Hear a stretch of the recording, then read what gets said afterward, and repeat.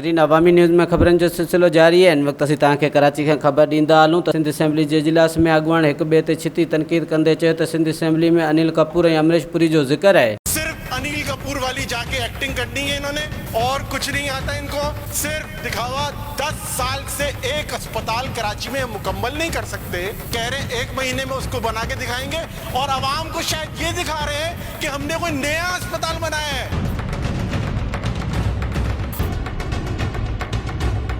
अरसलान ताज साहब कह रहे हैं थोड़ी देर पहले, सर मैं नाम लेके कह रहा हूं, अनिल कपूर की तरह। ओ भाई, जिस मूवी की तुम बात कर रहे हो, चलो अनिल कपूर तो वजीर आला बन गया, वजीर आजम बन गया, उसने काम कर लिया, लोगों के लिए काम कर लिया। उसमें अमरीश पुरी भी था।